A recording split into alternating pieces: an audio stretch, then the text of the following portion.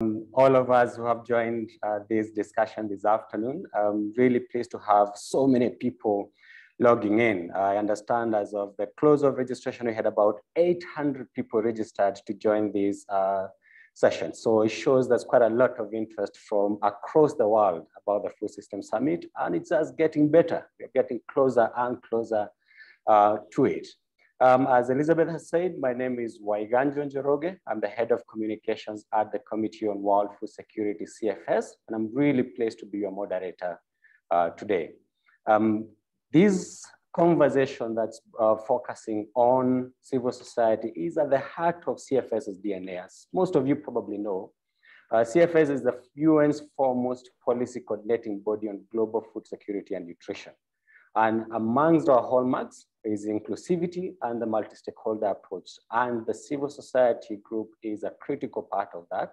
And that's why it gives me extreme joy to be able to anchor this conversation. And we have structured the meeting into 4 broad segments.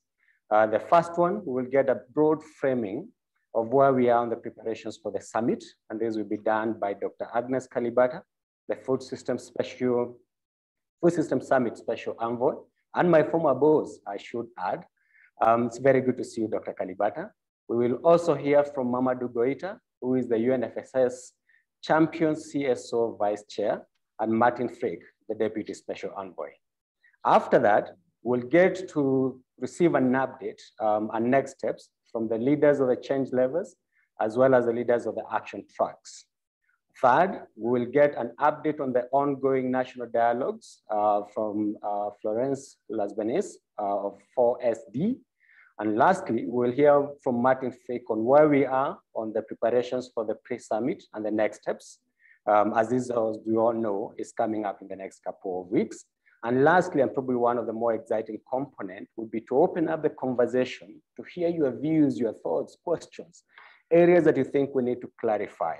And this will be done, as Elizabeth has said. We request that you post your questions, comments that you want us to respond to through Q&A and not chat, and I'll channel your questions as appropriate. To kick off this discussion, allow me to now invite Dr. Agnes Kalibata for her remarks. The floor is yours, Dr. Kalibata. Thank you, Waiganjo, and excuse me, I hope you can all hear me. Thank you so much, Waiganjo. Thank you for those introductory remarks, and thank you for being our moderator today. It's good to see you. I'm really happy to be here today. We had a meeting a while ago in March. I think it was towards the end of March. And that meeting was extremely powerful in terms of really helping us get a sense of where civil society is, but also helping you get a sense of where the summit is. And since then, we've made huge strides in a number of areas. We continue to double down on really ensuring that this is a people's summit in every way, and making sure that we are reaching new heights each time. And you know that one of the things we helped us do, excuse me, is review some of the solutions that we are coming out from action tracks. And that work was extremely very well received. It has given us a lot of insights around some of the things that we're missing, but also some of the things we need to double down on. Now we do have another wave that is coming, and I'm sure you're going to hear about it from action tracks as well. And excuse me, you're going to be hearing about it from action tracks as well. So that is something that is going to be an exciting bit of today's meeting. I'm not going to go through the key highlights of the things that are happening in the summit, because I see there are a number of people that are going to update you. So I'll just go to probably 3 key messages that I see from what you might call the desk of the special envoy. And those 3 messages are around this. One, I want to recognize that, you know, even as a part of civil society does really disagree with some of how we are working, I want to appreciate that you're here, you engage, you're available, you want to have a conversation, you actually don't believe in that exclusion and the exclusion that is being required of the Food System Summit, because we are supposed to be a people's summit, because excluding any of us is not going to be the right thing for the summit. So I want you to know that we appreciate you being part of this conversation today. I want you to know that this is an opportunity for us to talk about whatever differences we might have and be able to address them rather than run away from them. Build trust rather than, you know, encourage anything else besides trust. So I really want to commend you for being part of this conversation that we have with you here today. And I want to appreciate the support we've gotten with, from CFS, but also want to appreciate that the other part of the CSM has also been really making strides and wanting to reach out and reaching out and engaging, and I appreciate that. I just want to make sure that you all understand that we appreciate these efforts. The second point I wanted to make is around, you know, we've run a great process. We've done huge in terms of mounting a huge campaign, and every good thing comes home, right?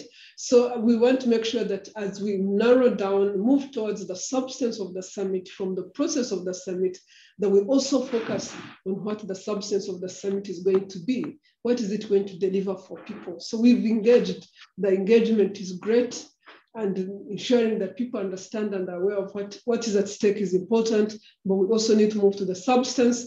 And I hope that as you move into these conversations, we really need to start asking ourselves, so what, the so what question, what are we delivering, what are we getting down to? And that's something that will be very, very important as we go forward. The last point I want to end on, oh my goodness, I'm losing my voice. But the last point I want to end on is around engagement in dialogues. I know you've been engaging in lots of dialogues, and I appreciate you engaging in all these dialogues. Part of what you're going to hear from Martin, the build-up we've done in terms of really getting the Secretary General's statement has been informed by the dialogues you're having, by the independent dialogues that are coming from different groups of people, as they've been informed by the national dialogues, as they've been informed by the work of action tracks, and as they've been informed by the work of the scientific group. It's really, really important that we understand the place and role of each one of us, and we try to complement each other. I'm seeing that in some countries, we are getting reports of civil society not wanting to engage.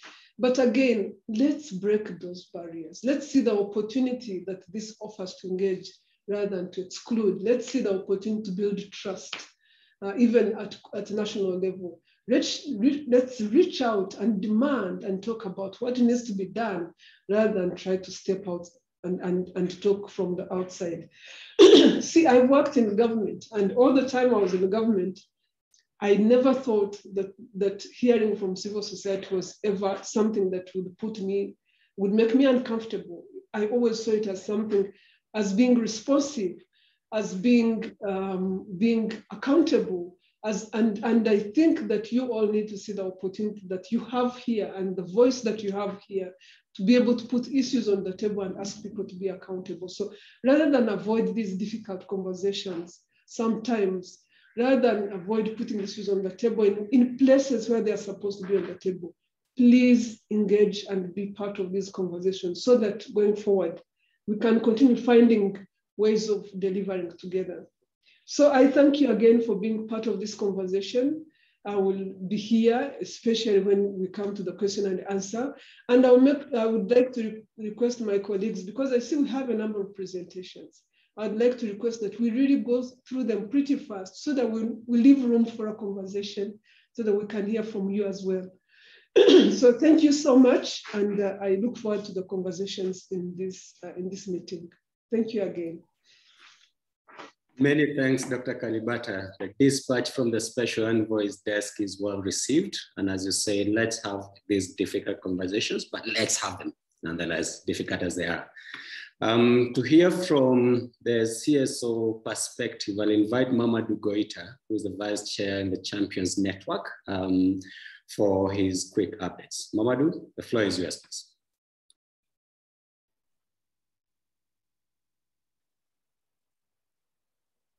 Thank you very much.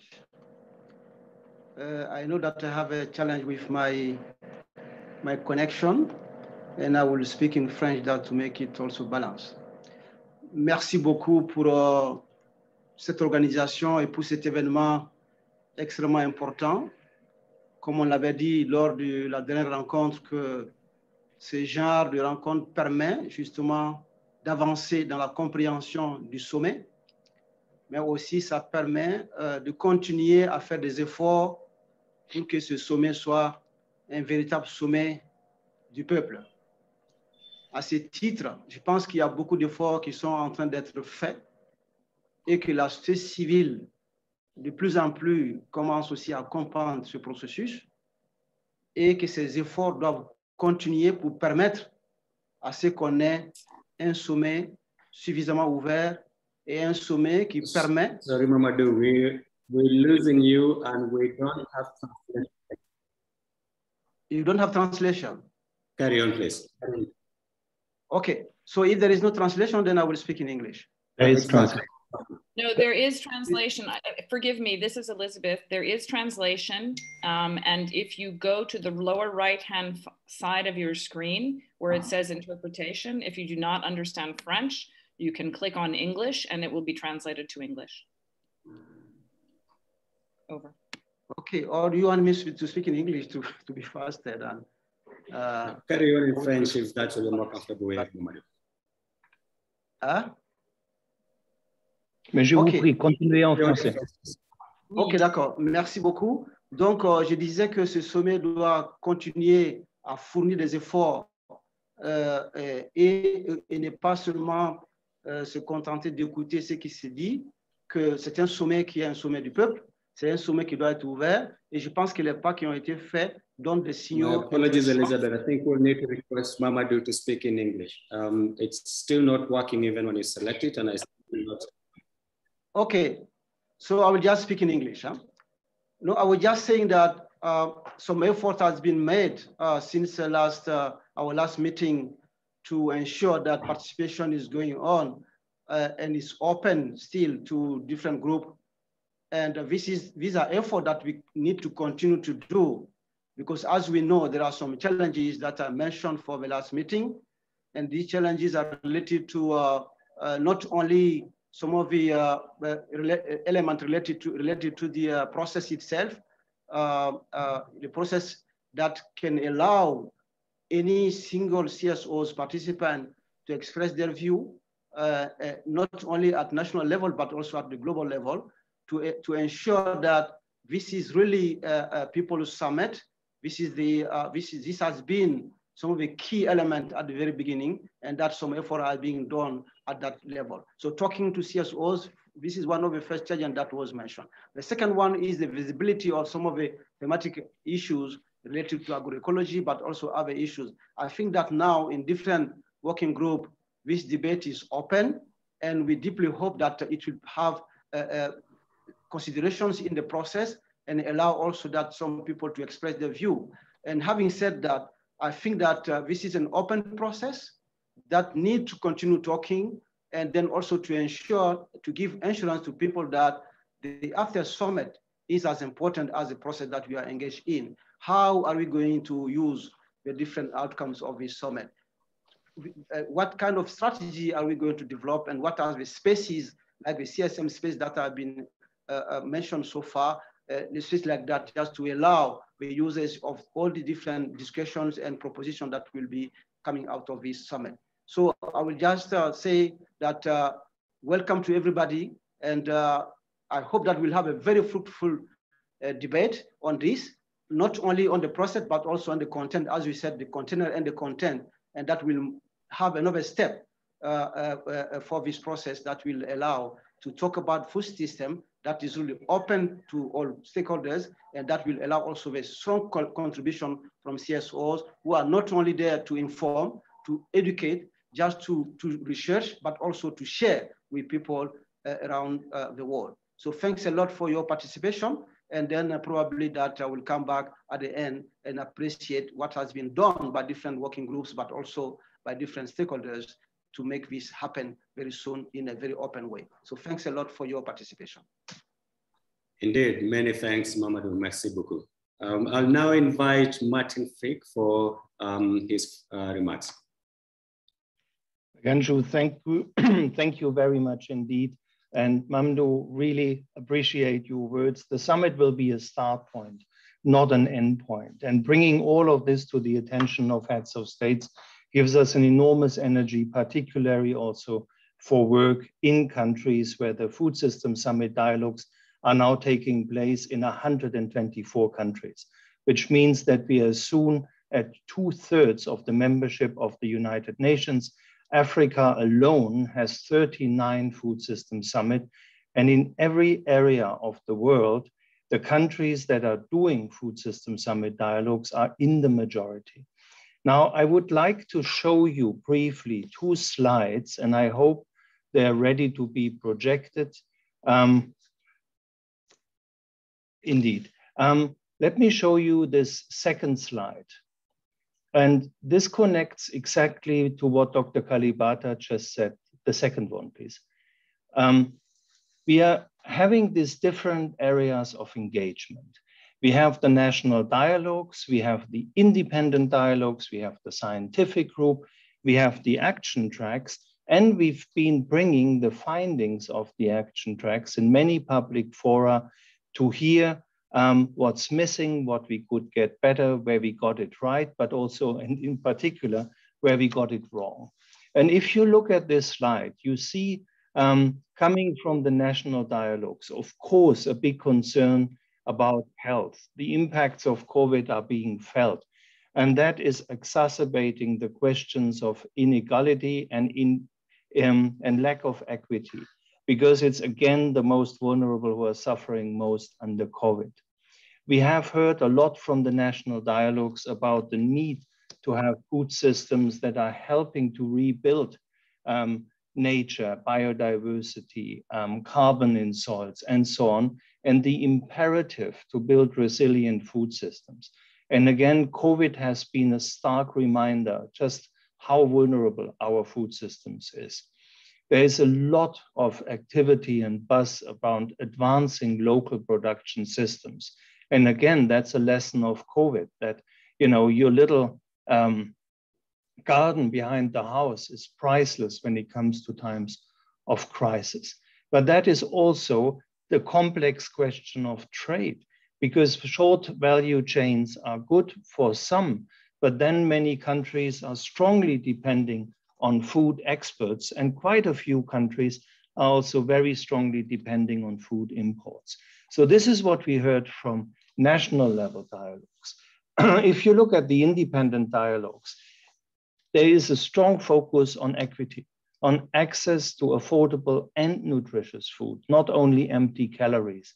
A much stronger emphasis on education about food systems, and a call for inclusion, economically and financially, a call for technology transfer, a call to really look hard into trade-offs. And in particular, if a transition is needed, that we make it a just one, that people are not suffering under the imperative of changing our food systems. There's a call for partnerships and synergies, for platforms and networks. On the other side, you see what we have done in the action tracks, where there is a call for creating food environments that really are enabling people to access the food that they need for their health and their development. There is a need for modern technology, just talking about the digital gap that we are feeling often in doing these seminars. Women empowerment as an imperative, and that really strongly connects with land and water tenure. The need to produce so that we can go back within our planetary boundaries, because we are overspending our natural capital. A strong call for food safety, and so on. And you see the different impacts. We've been bringing the findings of the action tracks to all of you, asking what's missing. And we heard very strongly from as reaction to the wave 1, that we need to focus stronger on COVID-19, on pandemics. that we need to look into innovation to diversify livelihoods. And here, agroecology came out really prominently in so many submissions, not only as a production model, but also as a way to produce equity and to empower particularly rural communities. But also a need to focus on small and medium agro businesses, connecting farmers with markets, making sure that incomes are going up. So we took all of this together and we were trying to synthesize it, which is work in progress. And we are curious to hear from you around these areas that we have in red in the middle. And there is one area, of course, and it's for a reason, number one, nourishing people.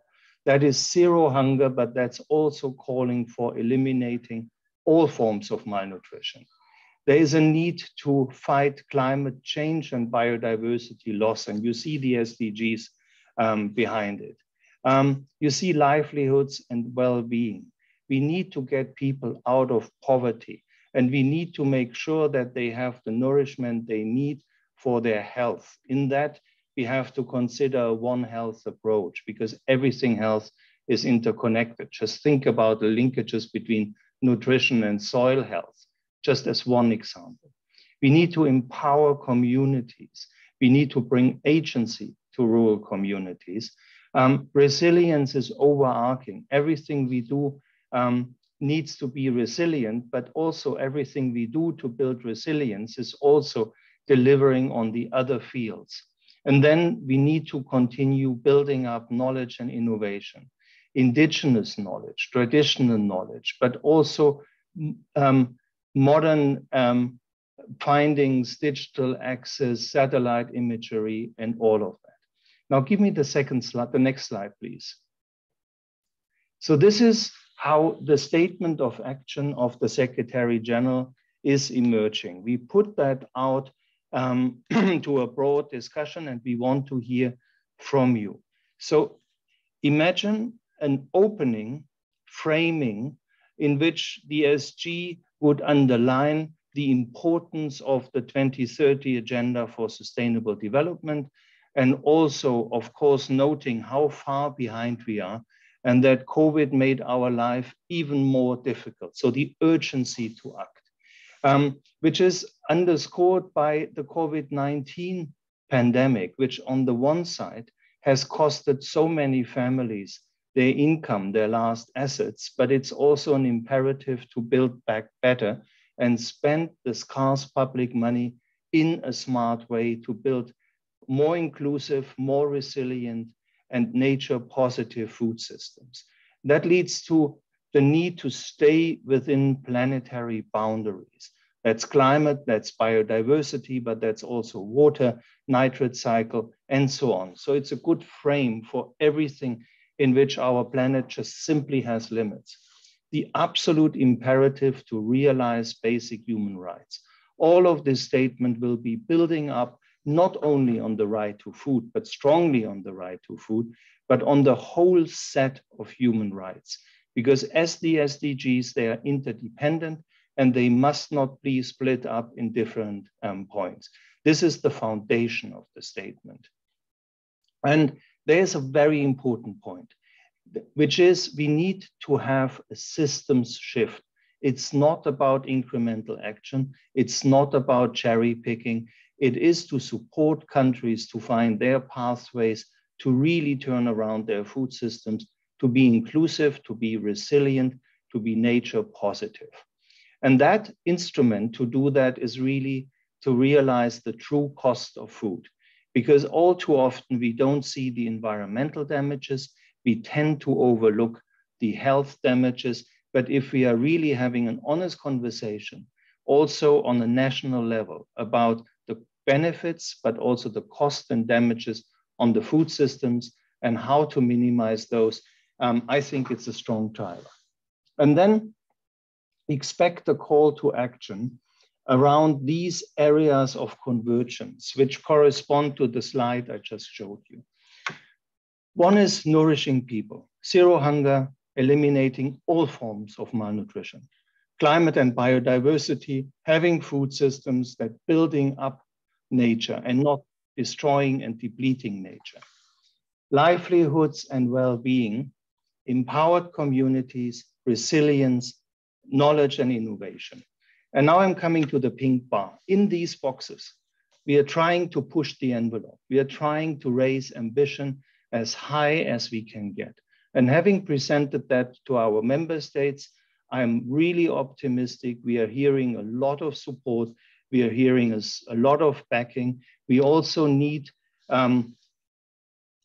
your backing for that. And I'm just saying million belay popping up and saying agroecology blatantly missing. No, it is not.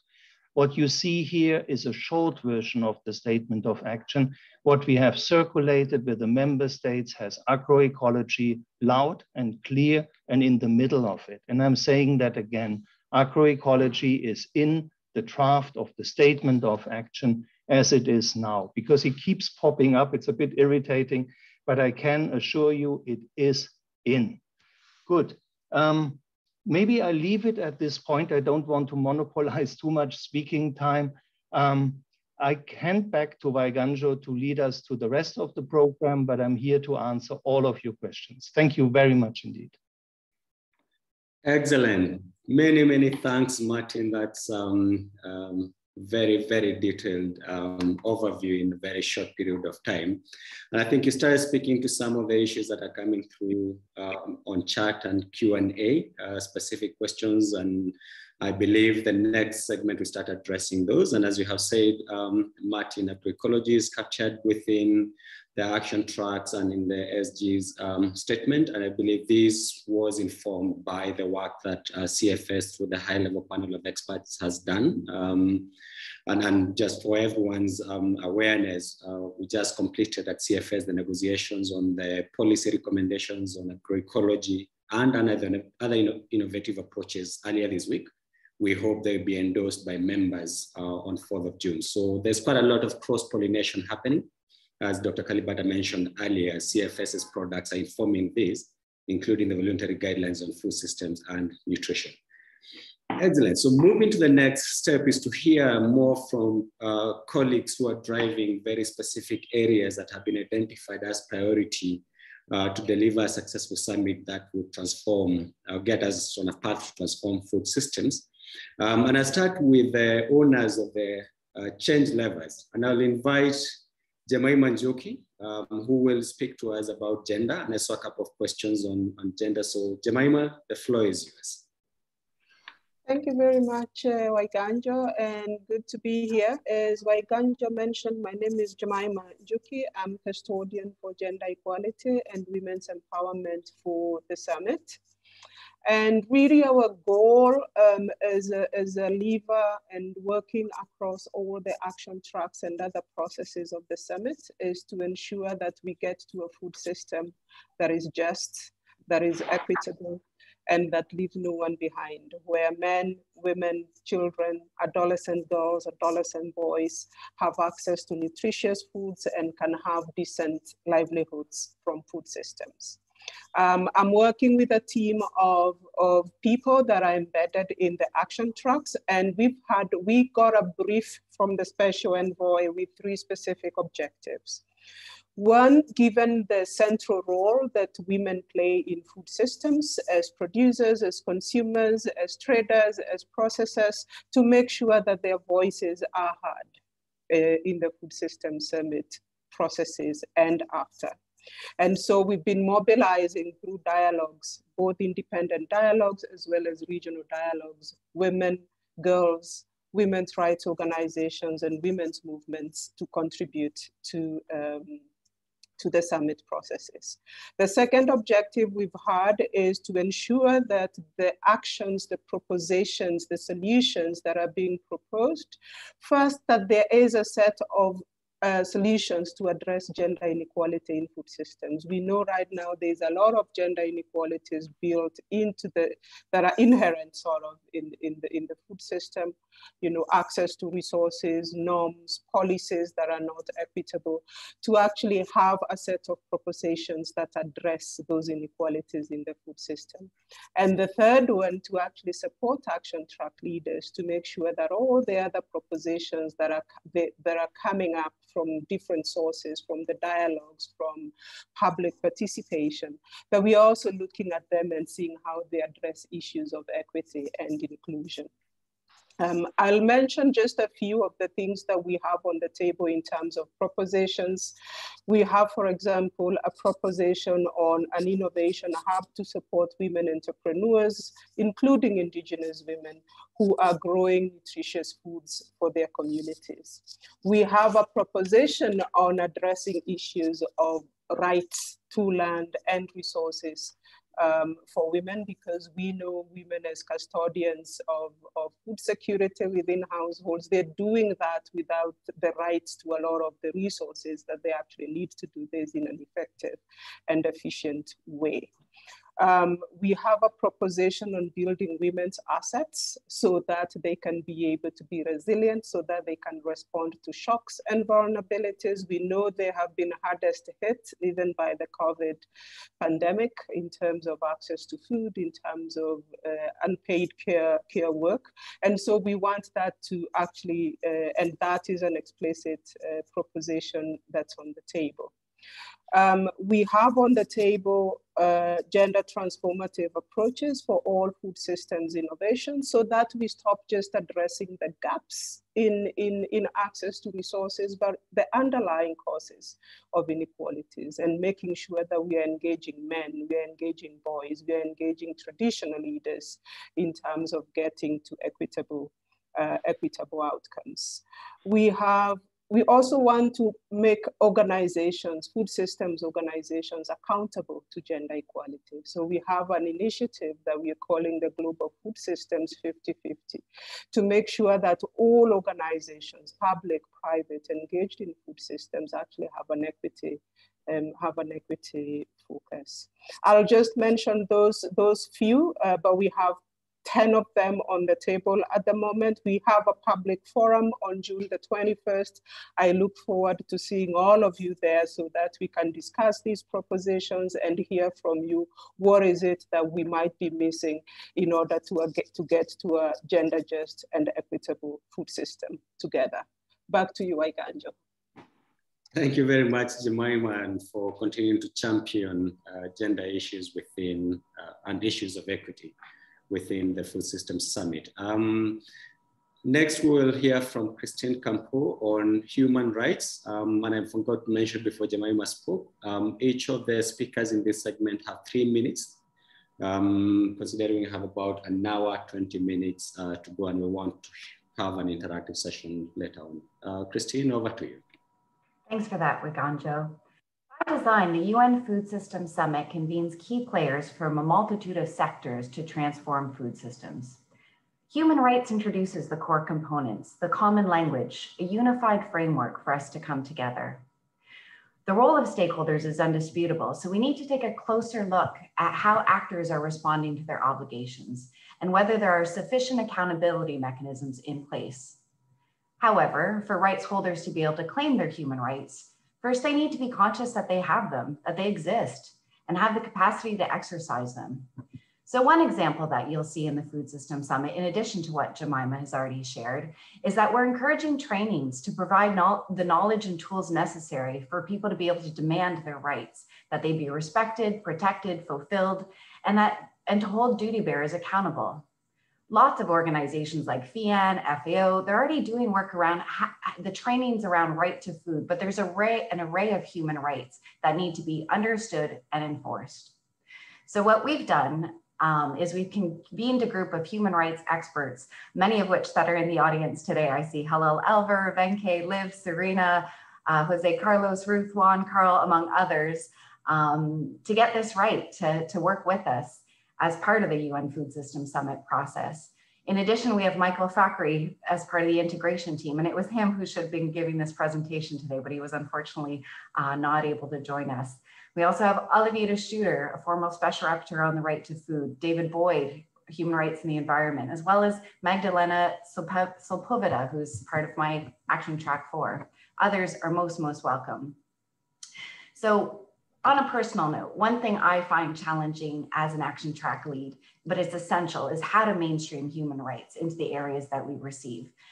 As you would have heard from Martin, we're receiving so many hundreds of new ideas every single day. And while some of the contributors understand human rights as a concept, they may not have drafted their solutions with the same lens. So what position does that put us in as we're going through the criteria? So we have equity as criteria, but we're really looking for ways to strengthen all the propositions that are put forward through human rights lens.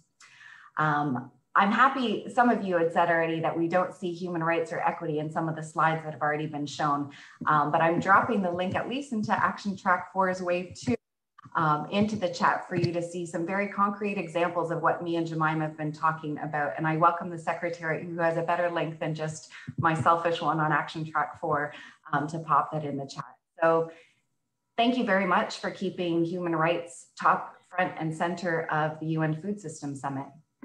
Back to you. Thank you, Christine, and really good to see human rights coming through strongly, as at some point was one of the contentious issues. Next, we'll hear on innovation, and I had seen a question coming through on this, and to give us a little more is Alexandra Lopukain. Alexandra, over to you. Thank you. Hello, everybody. Bonjour à tous. Very interesting conversation so far. So just quickly, the World Economic Forum and Mercy Corps are co-leading the innovation lever.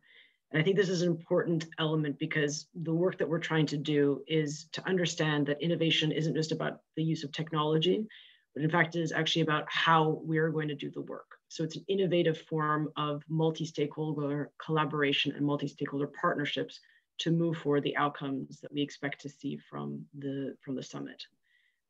We've created a reference group that is a multi-stakeholder, again, group of people coming together about once a month to look at various elements of what's coming out of the framework currently that's being created for the forum, for the summit. Included in this reference group are members of the action tracks.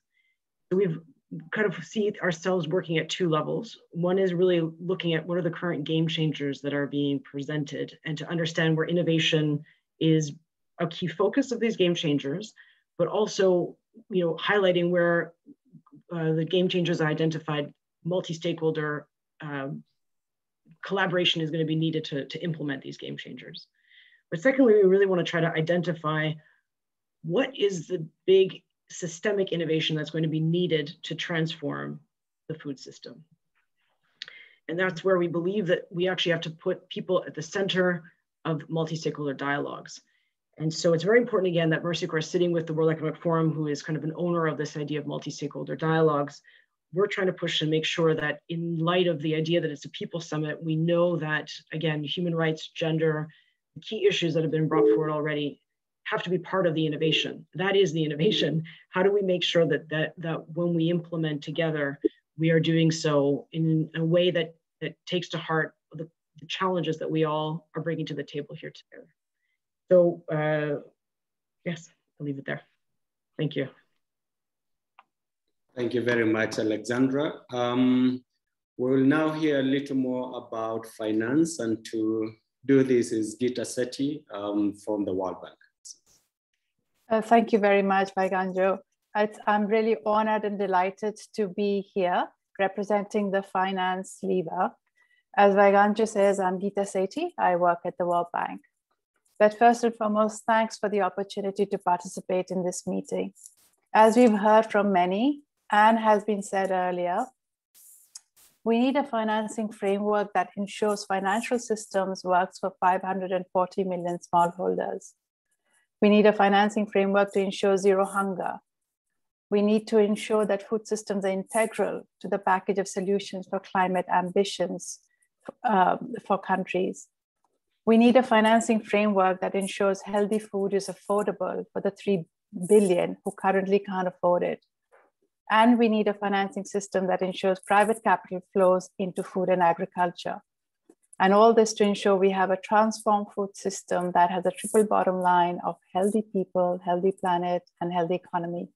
And these are really the motivations behind that's guiding the finance lever to think through the food finance architecture for this transformation. We're ambitious on outcomes to tackle systems barriers to investing in sustainable and inclusive food systems.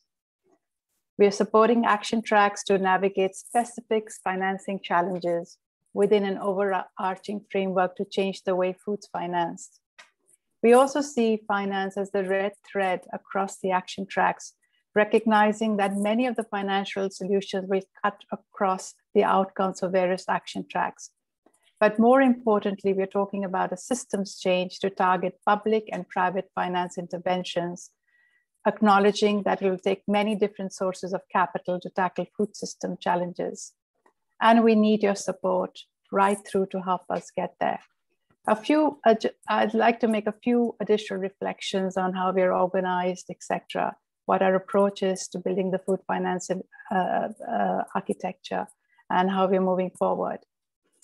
In terms of structure, the World Bank jointly convenes the finance lever with International Food Policy Research Institute and with the support from Food and Land Coalition under Jeremy Oppenheimer of Systemic.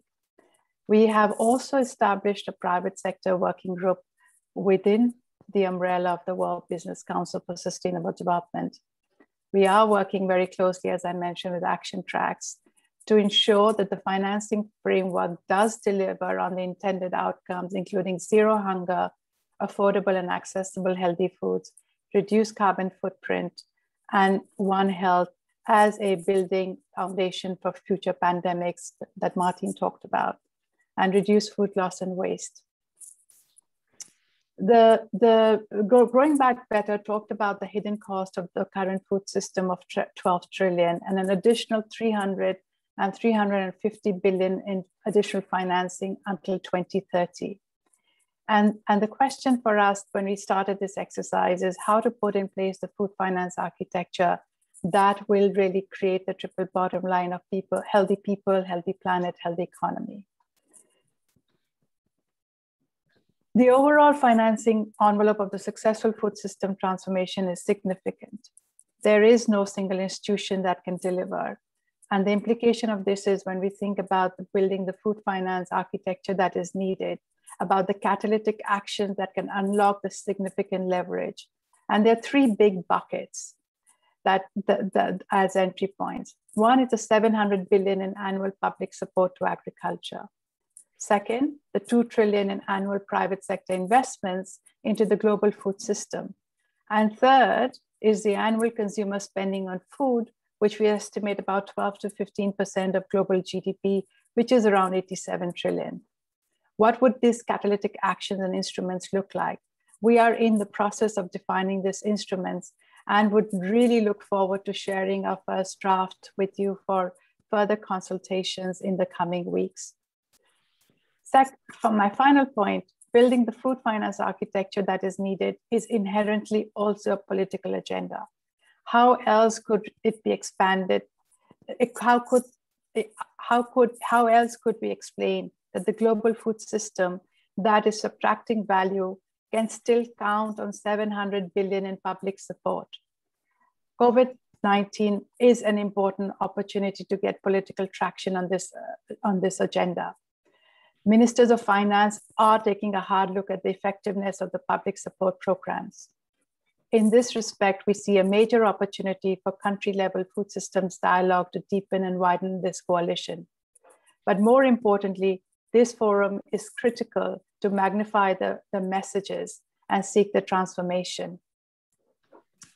To summarize, we see the role of the food finance work stream is to come up with proposals for a new food finance architecture, which is currently being put forward as transitioning from an old system characterized by, among other, short-term incentives, externality generating assets, exposures to climate risks, absence of revenue streams, etc. Once again, thank you so much for this opportunity, and I look forward to the question. Back to you. Thank you very much, Gita, for that brief on where we stand regarding finance. And I'll just beseech the other speakers. I think we'll take on average about 5 minutes for our presentations. Please keep it to 3 minutes, otherwise we won't have sufficient time for the Q&A. The youth is a solid, strong voice within the Food System Summit. And to give a quick update on where we stand regarding youth engagement and the thoughts that are coming through is Lana Wojnat, who is the Youth Vice Chair, Action Track 2, and a youth advocate. Lana, the floor is yours.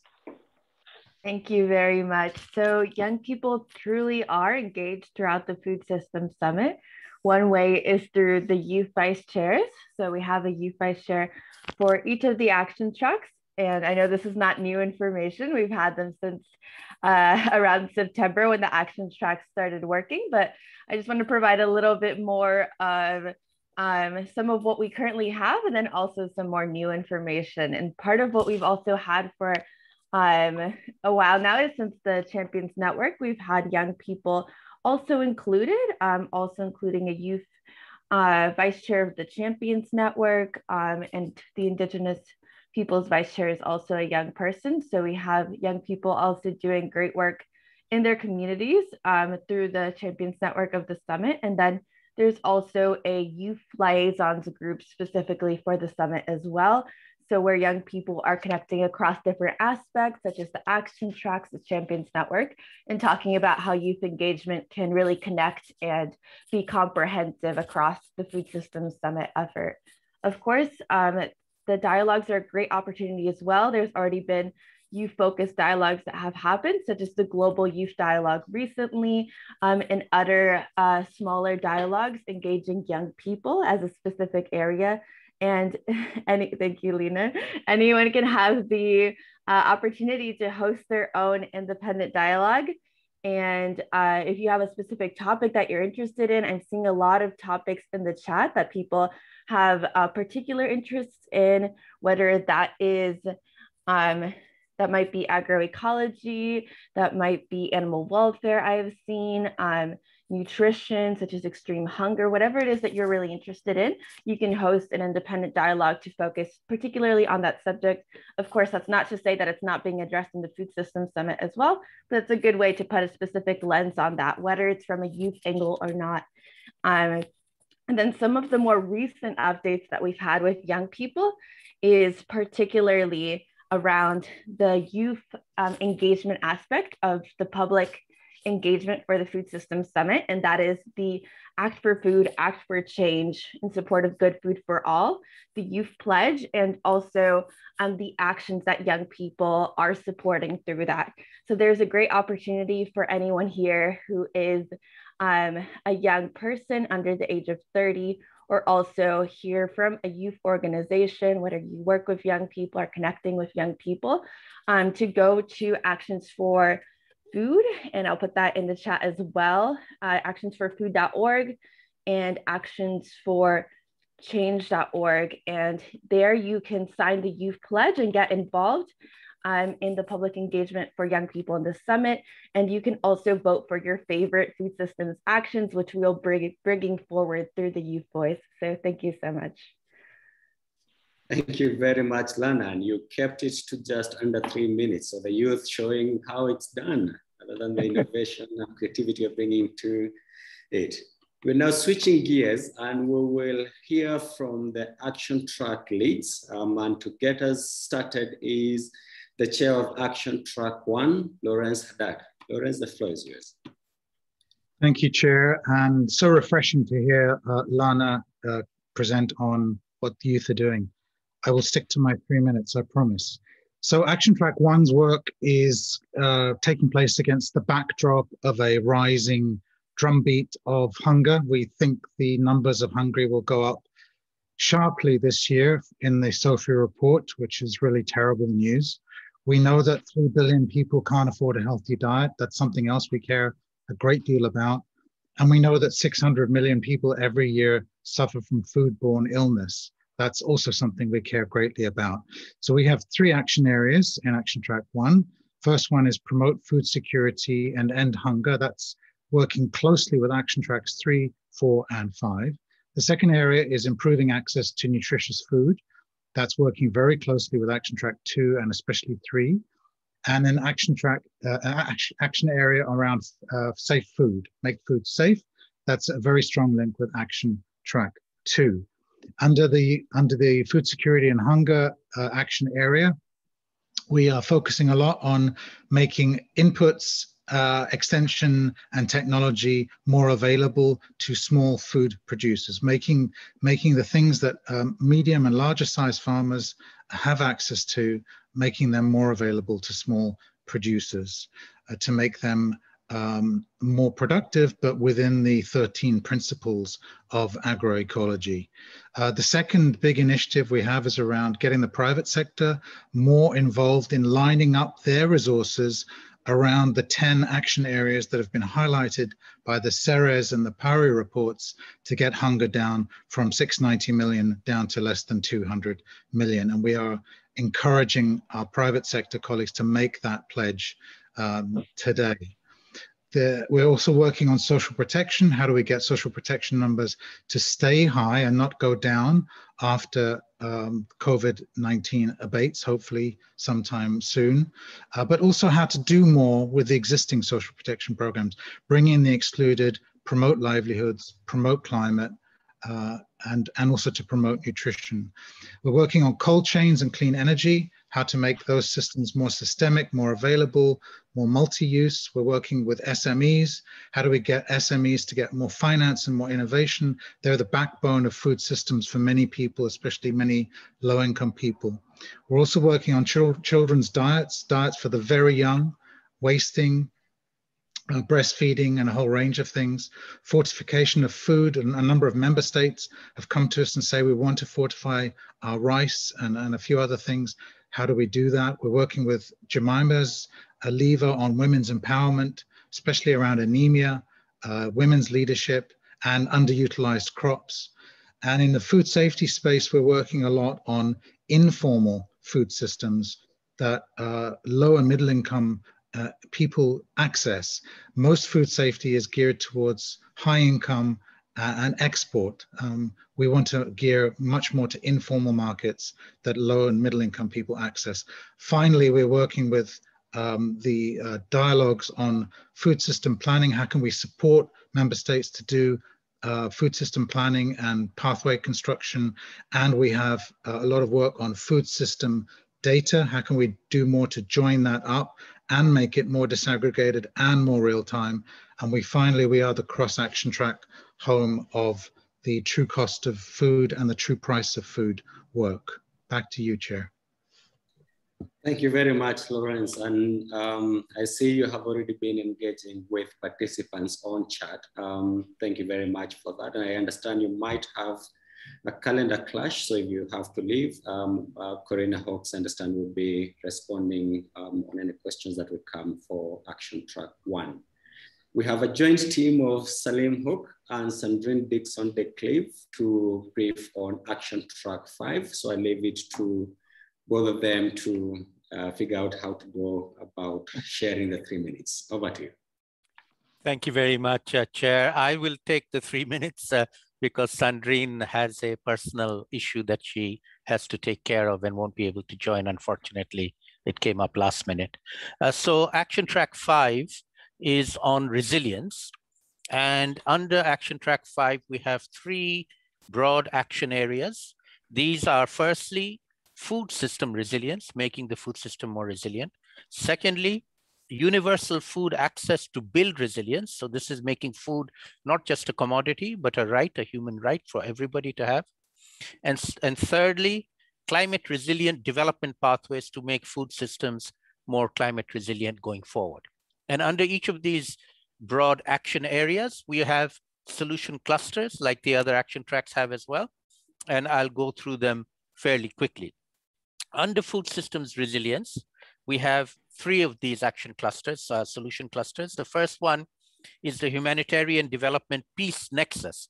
This is particularly relevant for fragile states or conflict areas, of which there are quite a few around the world. And these, we got a lot of feedback on these. So we have a Nexus solution cluster there. Secondly, we have integrated approaches to resilient food systems, because at the moment, everything seems to be quite fragmented, and that is really one of the vulnerabilities to the food system that has been shown up by the COVID-19 pandemic hitting the world. That is very, very clear that the food systems are not resilient. And so we need to be thinking about making them resilient. And then the third under food system resilience is multi-pronged crisis and risk management in the future. How do we prepare ourselves for future pandemics that are almost certainly going to come, or economic crisis that will coming in the future. So we have to be prepared for those. And we have some very good solution clusters under them, some very good people under them. So anybody who wants to join in any of these, please do reach out. The second area that I mentioned is universal food access to build resilience. And we have 4 clusters under this. One of them, the first one, is to enhance local production for local consumption. Again, this is about making sure that people get food where they live in the countries that they're living in. Second, global and national food supply chains, looking at the food supply chains, which, as I said, have shown themselves to be quite vulnerable to the pandemic impacts in particular. Thirdly, pandemic resilient food systems, as I mentioned earlier. Pandemic, not just COVID-19, but future pandemics is something that we need to keep in mind and make sure that the future food systems that we develop over the next 10 years are indeed resilient. And there's a fourth one here, which is ethical development pathways and shifting narratives. And this speaks very much to what Christine was saying about the human rights perspective. We see rights as a very, very fundamental part of food system summit, making food a human right and not just a commodity. And then thirdly, and finally, the climate resilient development pathways have 3 solution clusters under them. The first one looks at climate adaptation and mitigation resilience, both adaptation and mitigation. We're looking at them both.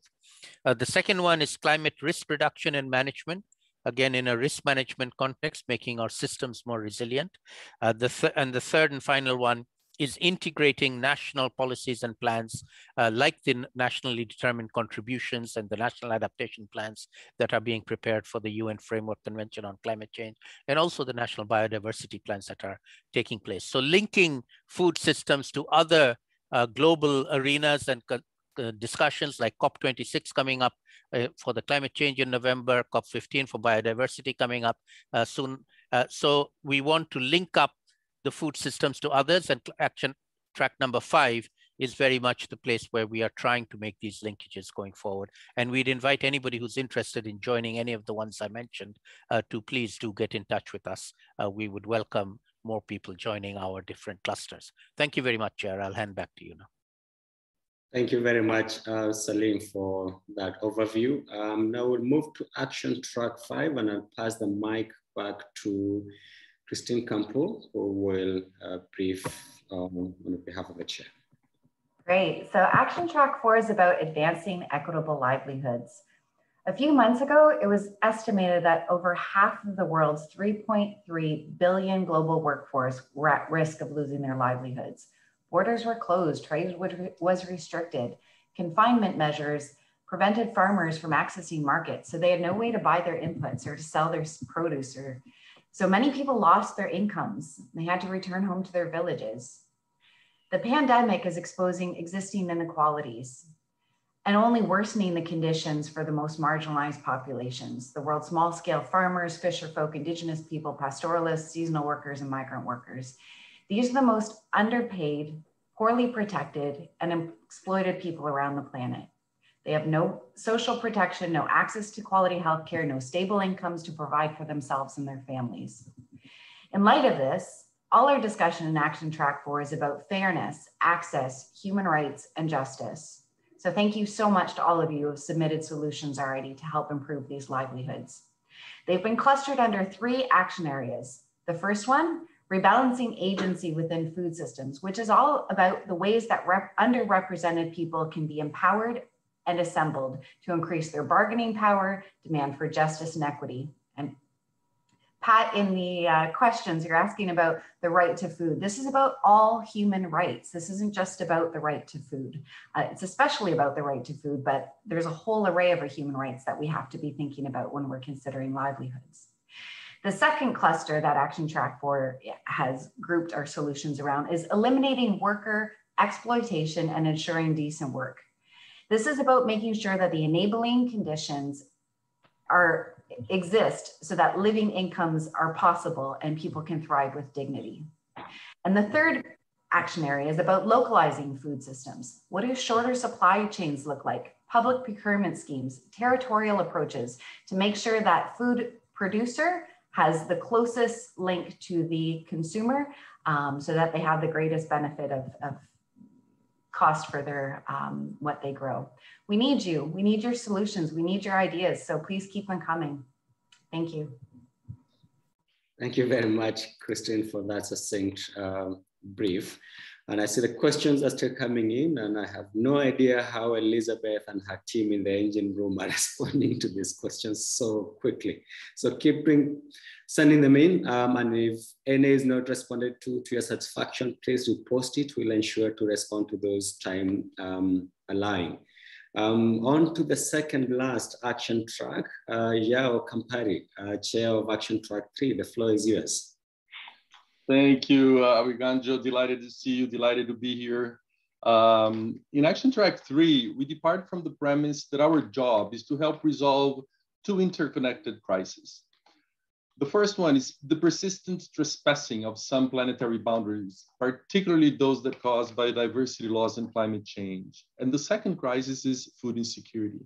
And the way that we produce food today needs to change from being a problem to becoming a solution. So the goal of Action Track 3 is actually to boost nature positive production at scale to meet the fundamental human right to healthy and nutritious food within planetary boundaries. So we received to date 375 solutions and synthesized them into 3 action areas, which will be enabled by 12 solution clusters. Our first action area focuses on protecting natural ecosystems from new deforestation and conversion for food and feed production. And within this action area, we have solution clusters on deforestation-free and conversion-free supply chains. The other one is about redirecting agri-food support, including subsidies, to more sustainable practices. And the third one explores the land freshwater nexus. The second action area considers how to sustainably manage existing food production systems in land and water for the benefit of people and nature. We have solution clusters on the following areas. First is to deliver real transformation in the food system through agroecology and regenerative agriculture. There is a big working group that has been formed around this cluster, and the membership in this group is increasing in growing numbers. This is the good problem that we have is how to manage this growing number of stakeholders who want to be part of this group. This is excellent. I dare to say, actually, this is no longer a cluster, but it's a center of gravity in its own right for the whole summit. It delivers value to the work of all action tracks, and we are hosting solutions that were really submitted to basically every action track. So this cluster or this center of gravity is really big right now. And the work of this group is fully anchored in the work, the knowledge, and the assets of the HLPE report. This is why, as Martin mentioned at the beginning, agroecology is really now called out in the statement of action. So the more organizations, the more people that bring their voices to this cluster or this center of gravity, the better. So I invite you to join. Then there is another cluster on the transformations through innovation for nature positive production. A big cluster that is formed is on sustainable livestock, again, that delivers value for across all the action tracks. There is one cluster on agrobiodiversity to move beyond the 12 plants and 5 animals that make up 75% of our caloric intake. We need to change that. One that is emerging particularly with a lot of strength is on blue foods. So, again, it cuts across all action tracks, is a center of gravity for the summit as well. And then there is one on indigenous people's food systems, you know, recognizing the power that there is to integrate traditional knowledge into the way that food is produced. And finally, our third action area looks at restoring degraded ecosystems and rehabilitating soil functions for sustainable food production. And the clusters under this area are grasslands and savannas. We need to elevate the profile of grasslands and savannas in conservation and food production. Up to between 60 and 80% of all food that are produced comes from grasslands and savannas or where these biomes once occurred. So we need to elevate their profile along with other biomes. There is also one on soils and ecosystems restoration hub. This is an aggregator, a cluster that aggregates all matters related to soil health across action tracks. And as part of our second wave of solutions, you know, the global community helped us identify several important gaps in our current portfolio, and we have welcomed these ideas into our solution clusters. For instance, we received an idea that explicitly calls for a UN resolution on the right to a safe and healthy environment. And another idea that came up strongly is how to improve women's land tenure rights.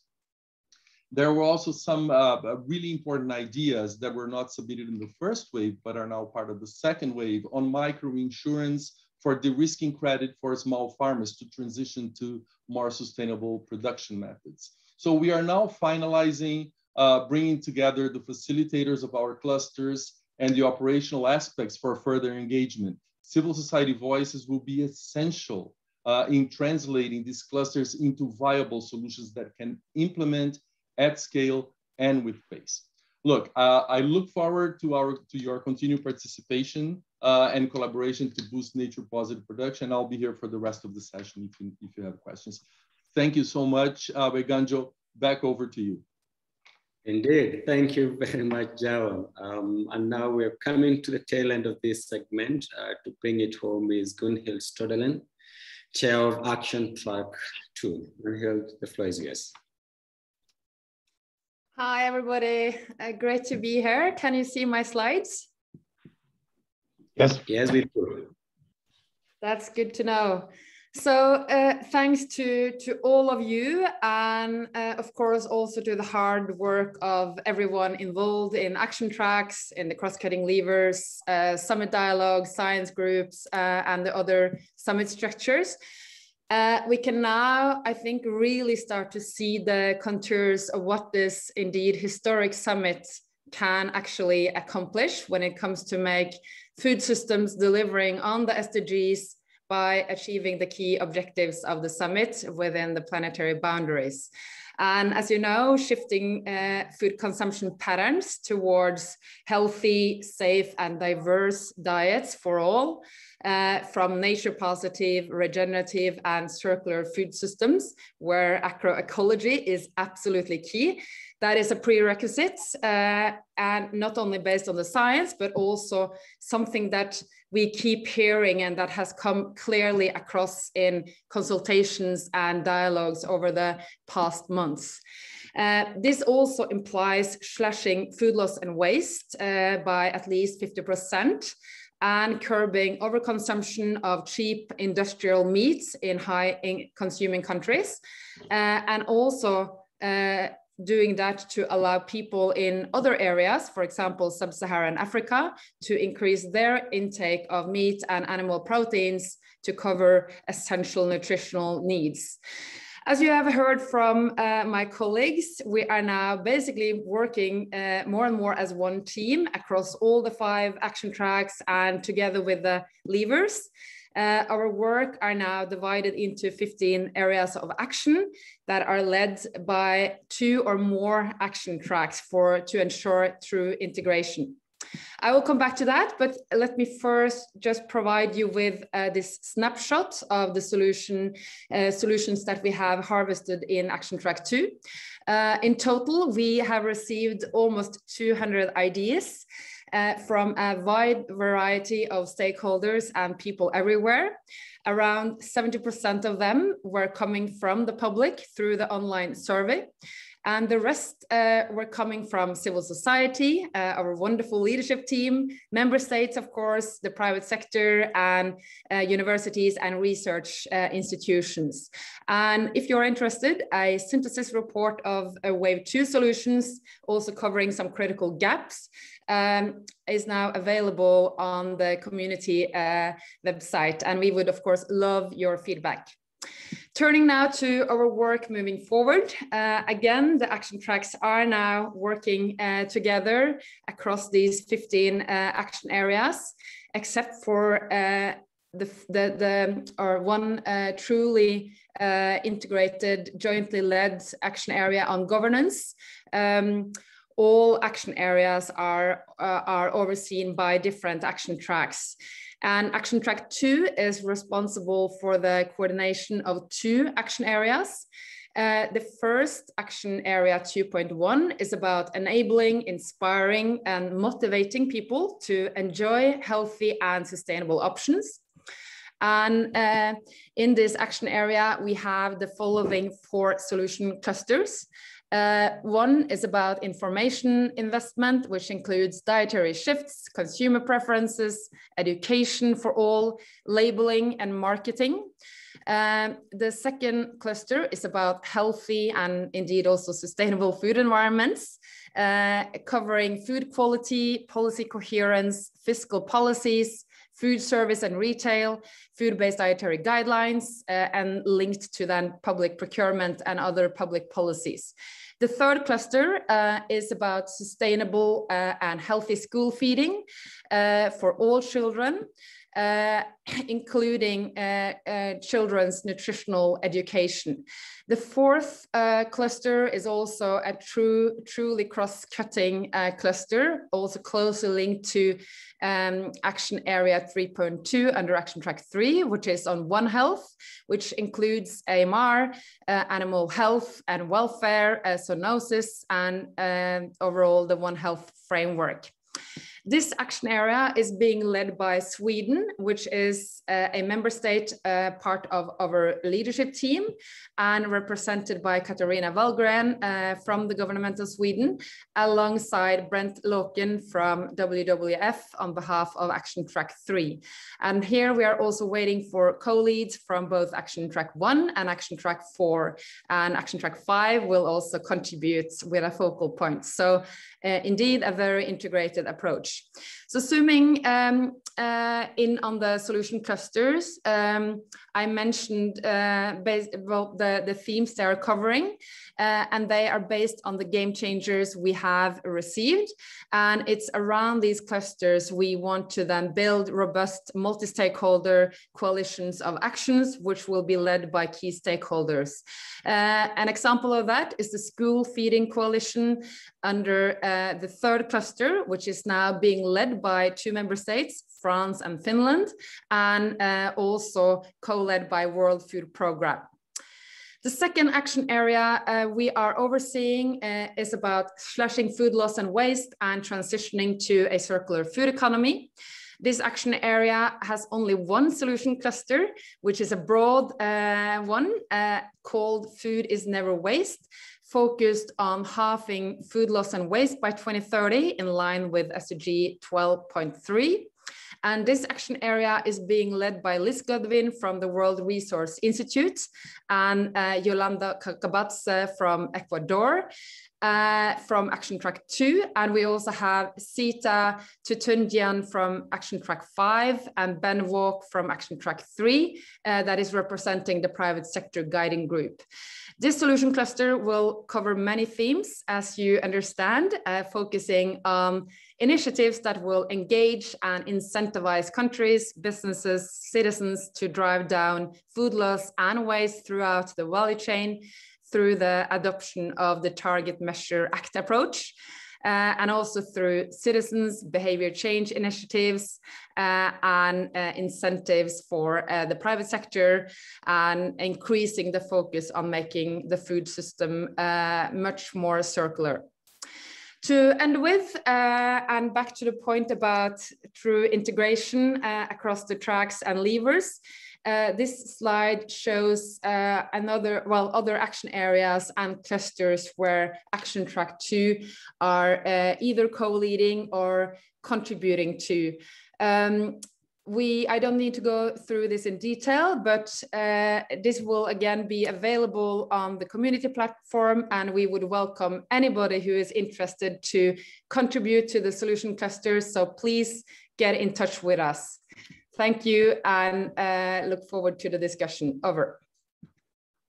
Great, thank you very much, Gunhild, for the brief and for wrapping up that segment for us. We'll now turn our attention to the Food Systems Summit dialogues that have been happening at the national level. And to give us a quick overview of this is Florence Lasbens. Florence, I hope I haven't done an injustice to your second name. Personally, I have a difficult name, so I shouldn't be messing up anyone else's name. From 4SD.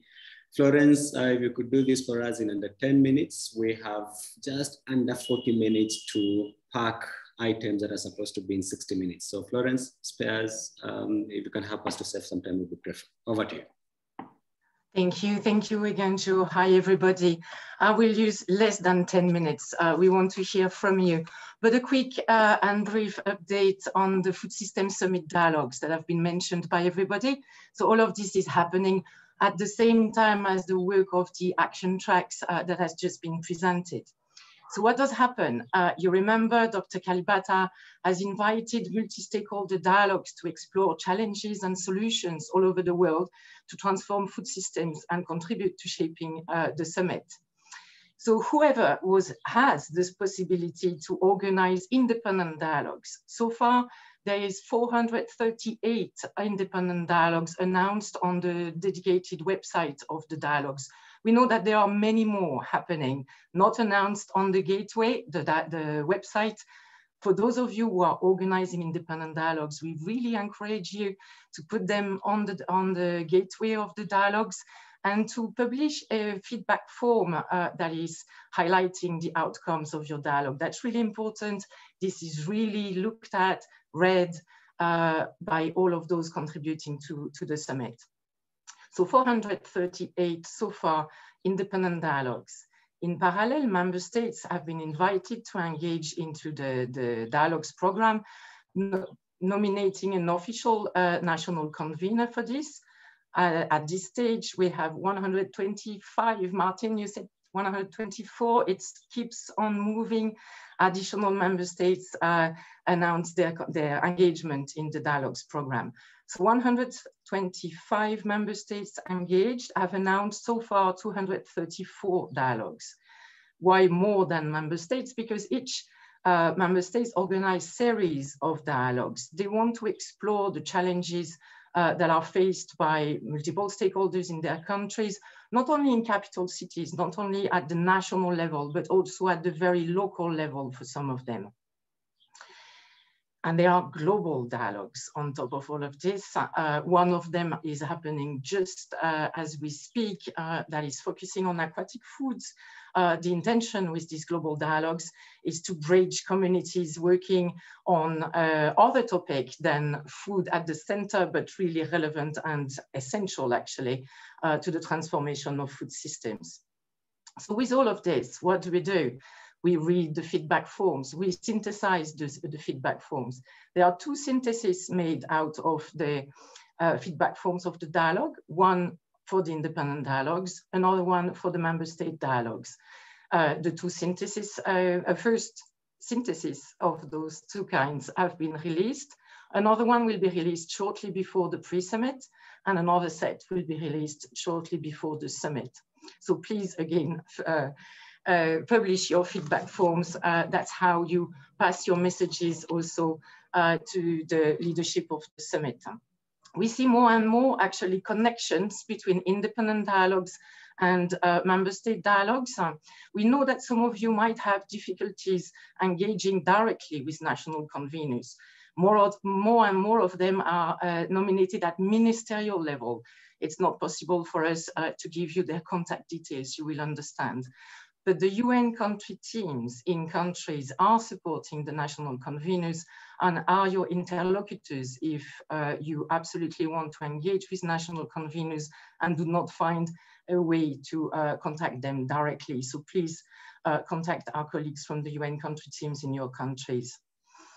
Challenges, of course, everywhere. COVID everywhere challenges the capacity, the possibility to organize multi-stakeholder dialogues. Nevertheless, member states, independent conveners are creative, develop solutions everywhere, keep on advancing dialogues despite this context, or sometimes thanks to this context. What we hear more and more, COVID focused the minds on systems. It helps people realizing that food is not a sectoral issue. It involves whole of government. It involves whole of society. And we all have to learn how to think systems and to work systems if we are to transform food systems. That's the main message, I would say, that comes across all of the dialogues. The more specific messages are, of course, local, contextual, looking at the solutions that come from the action tracks and looking at what can be implemented in local context. So keep on organizing dialogues, keep on publishing feedback forms. This is a complementary way to contribute to the preparation of the summit.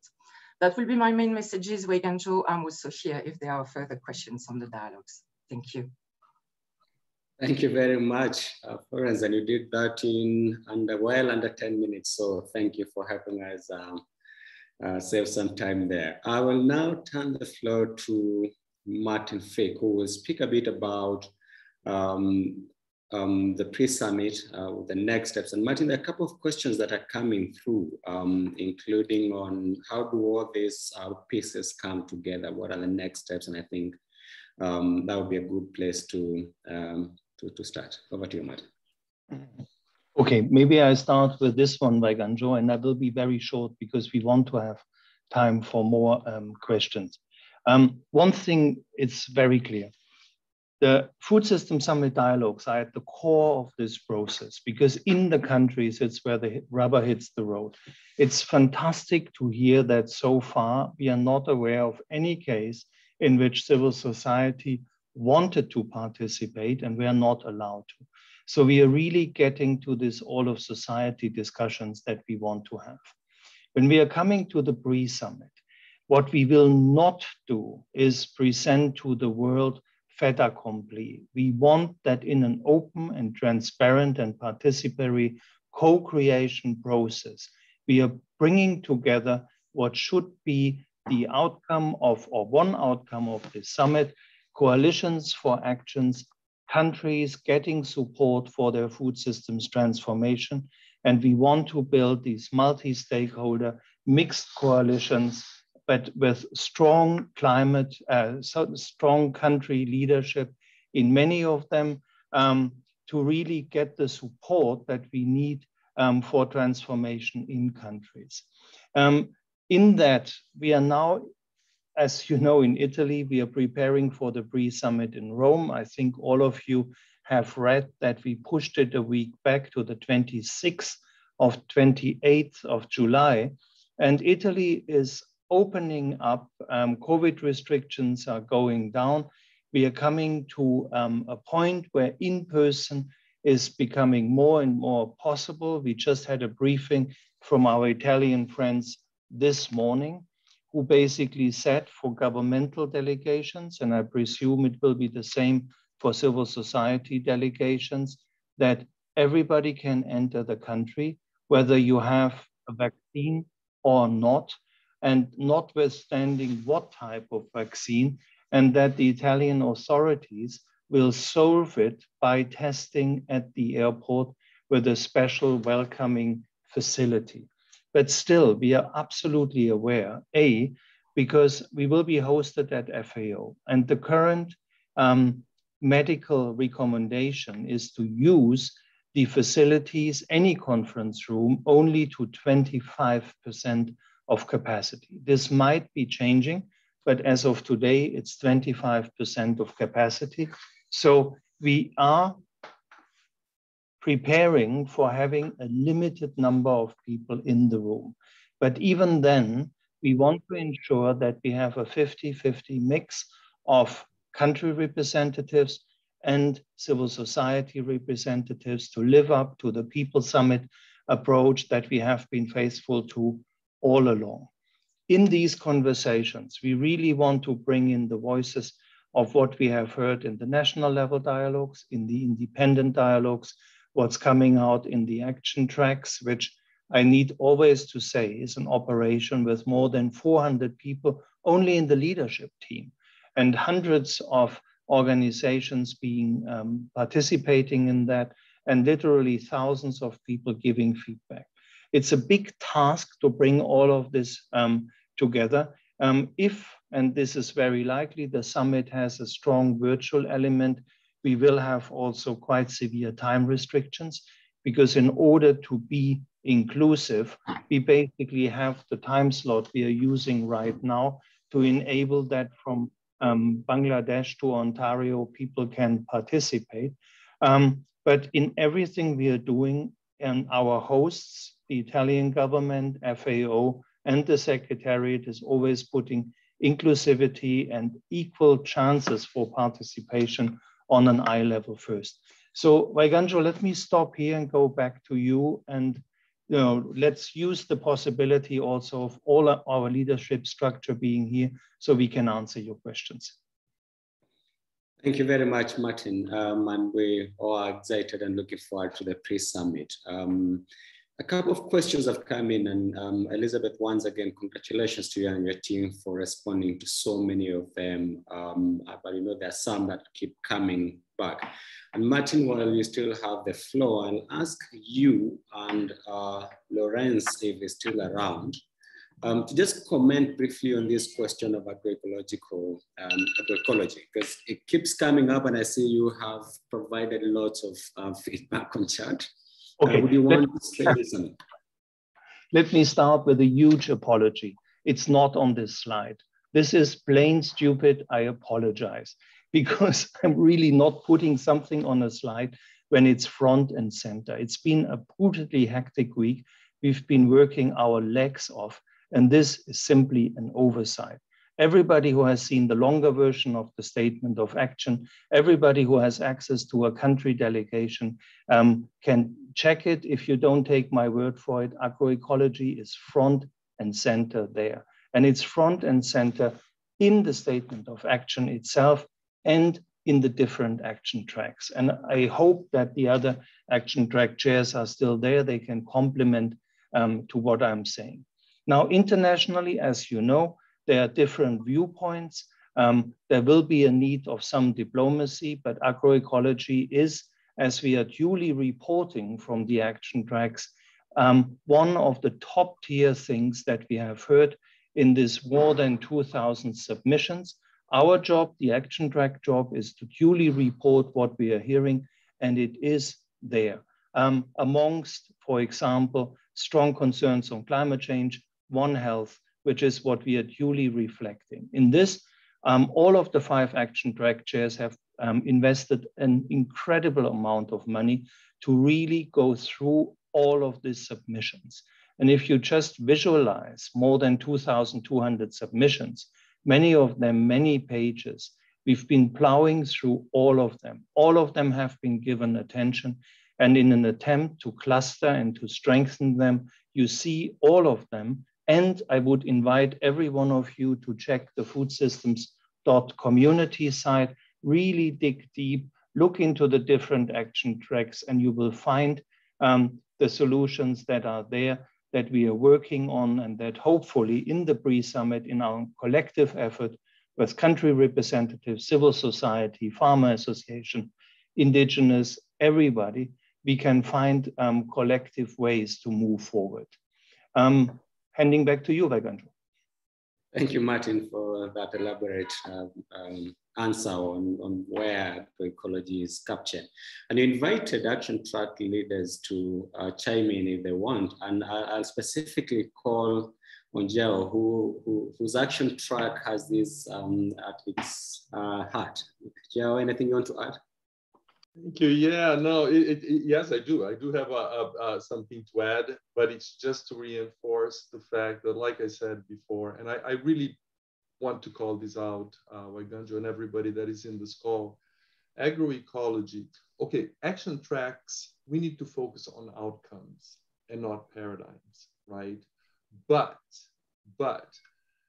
agroecology with its 13 principles are at the front and center of the work of this cluster. And really, I mean, the other action tracks are here if they want to join, but this is no longer a cluster. This is a center of gravity for where the summit needs to lead to deliver transformations in the food system. So agroecology is there. It's at the front, and action track 3 is managing this cluster or this center of gravity on behalf of other action tracks. But if you look from nutrition, which is the action track that Lawrence is leading, if you look into action track 2 on behavioral change and the food-based dietary guidelines that is coming into play.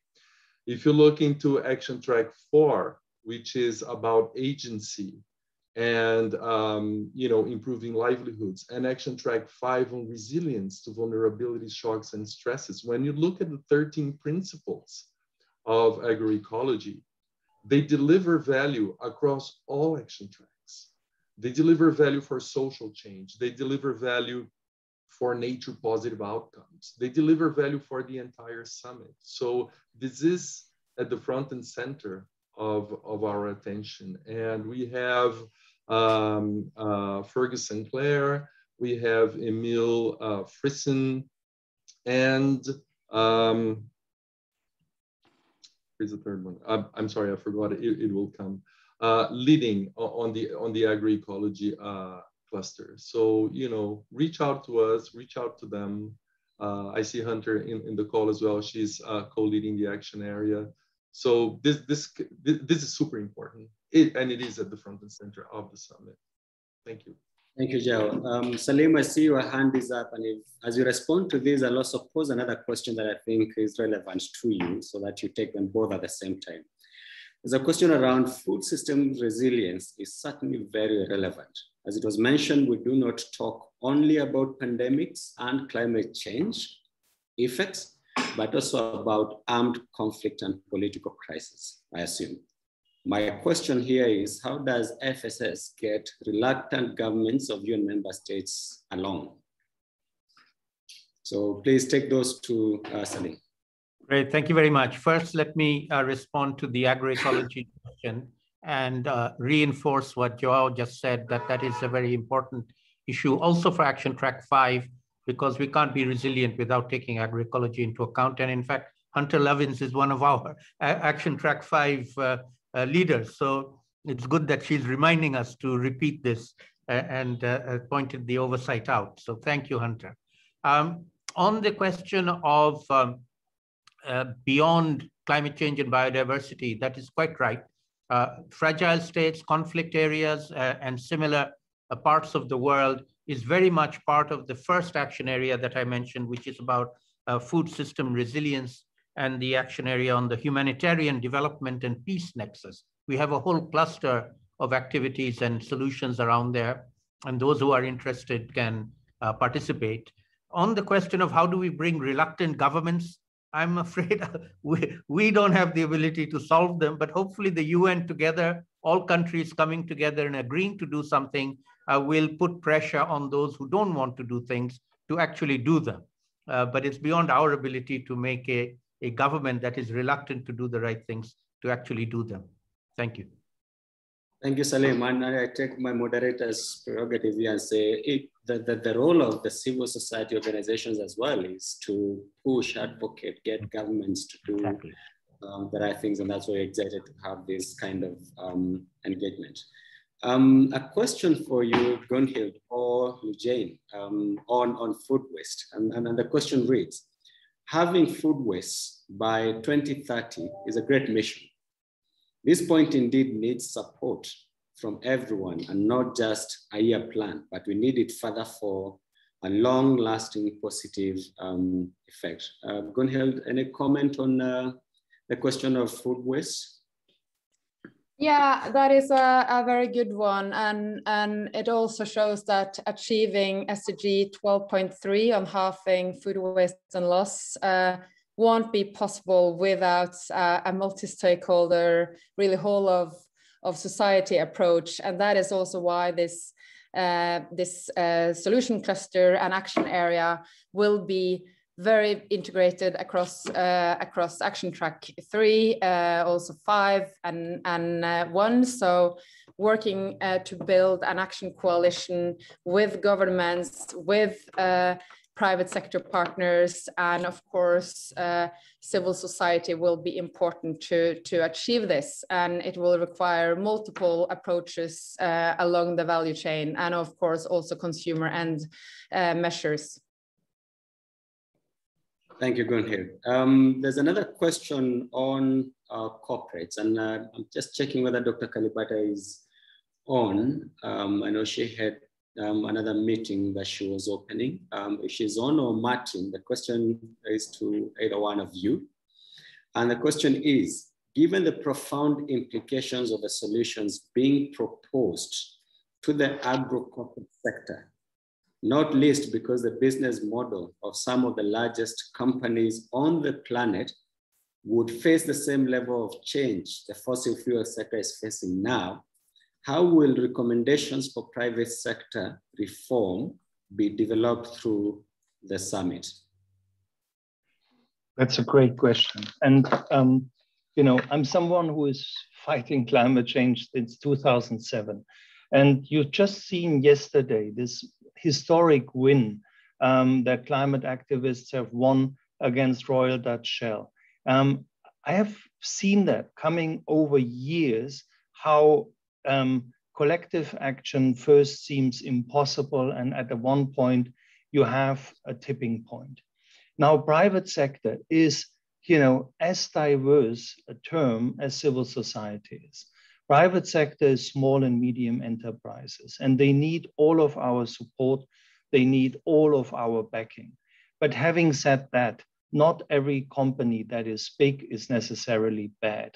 And we have companies, Unilever, for example, just to name one, that is making noises for being ready for including better, for eliminating poverty along the value chain, for guaranteeing living incomes to everyone, for providing fair prices.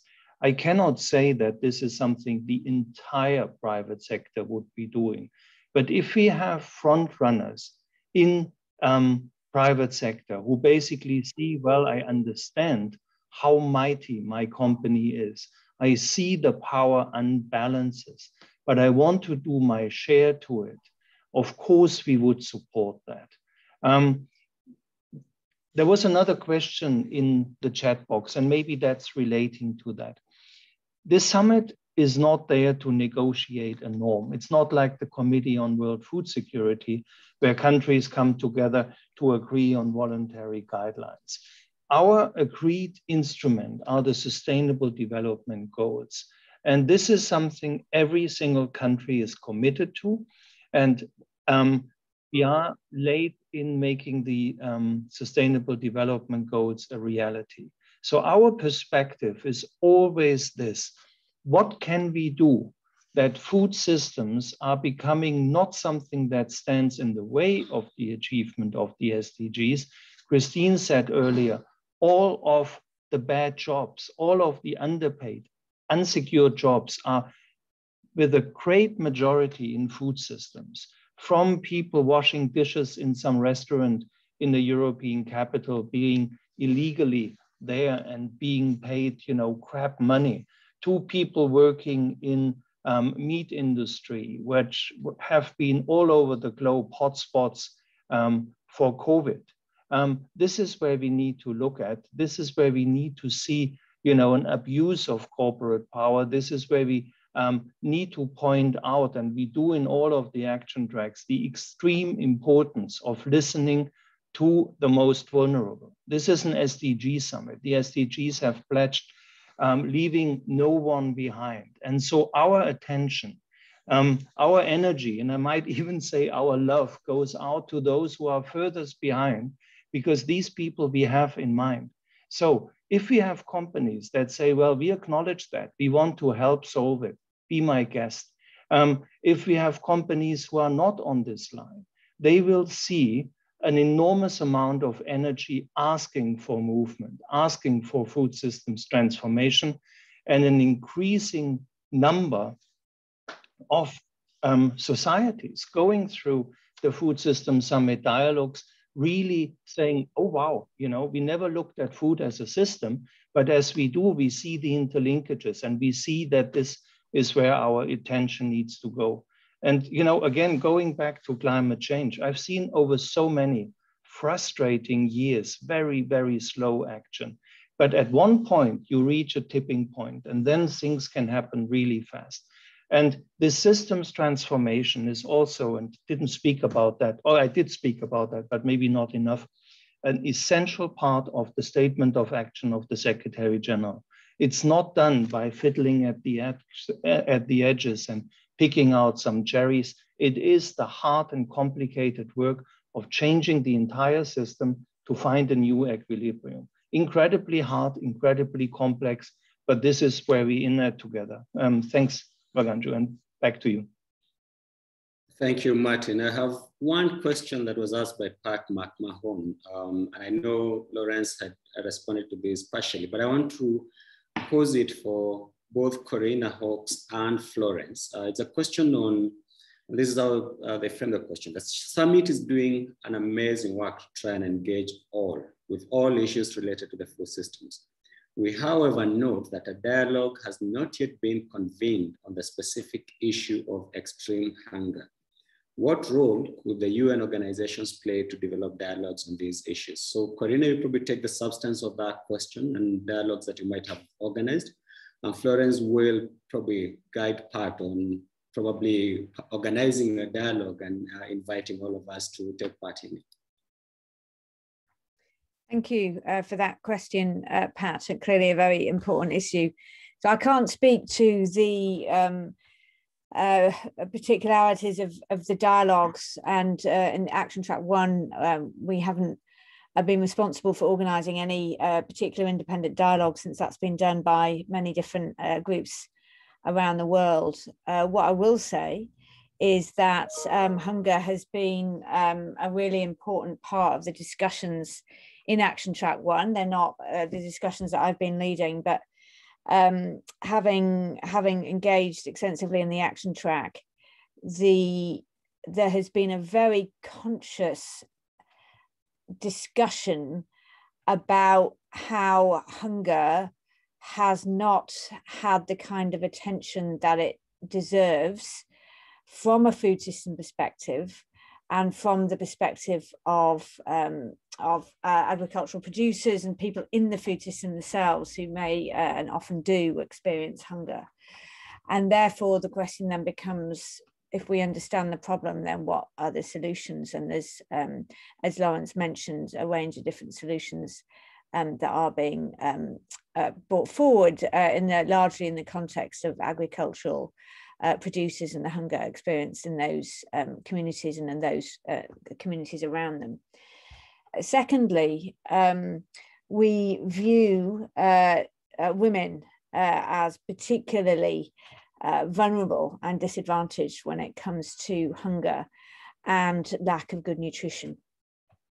So that's why, and I say that I made a strong push for this myself, why we have a cluster dedicated to women.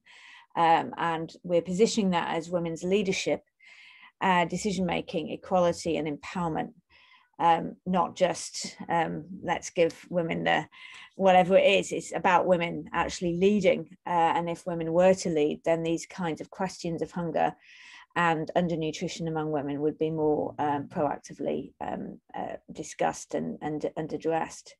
So that's also really important to the thinking that we've undertaken. And the third point, which I've just been dealing with this morning, is the the relationship between hunger and nutrition. Hunger is clear when people don't have enough access to nutritious food, but nutrition is also important. That we mustn't forget nutrition in the hunger piece and go back to the old way of just thinking that what we need is more staples, and for people to have entitlement to more financial resources. We need to actually thinking about what the quality of that food is and what kind of food system it comes from. So that's also been part of the conversation. So we don't go back to the old norm, but bring together hunger as a nutrition issue and as an issue of sustainability in the food system and one of livelihoods. Thank you. Thanks, Corinna. Florence, anything you'd like to add on organizing dialogues on extreme hunger? Thank you again, Joe. Thank you, Pat, for the question.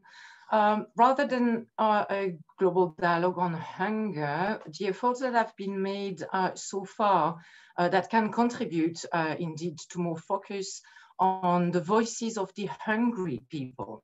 Actually, the Secretariat is engaging with FAO and IFAD to provide more support to smallholders or farmers organizations who want to organize dialogues, focusing especially on bringing the voices of smallholders and hungry farmers onto the table of the summit.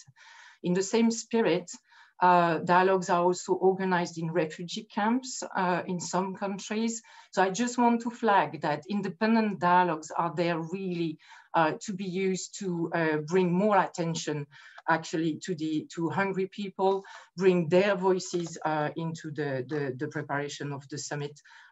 That's all I wanted to add to what Corinna just stressed, Weganjo. Thank you.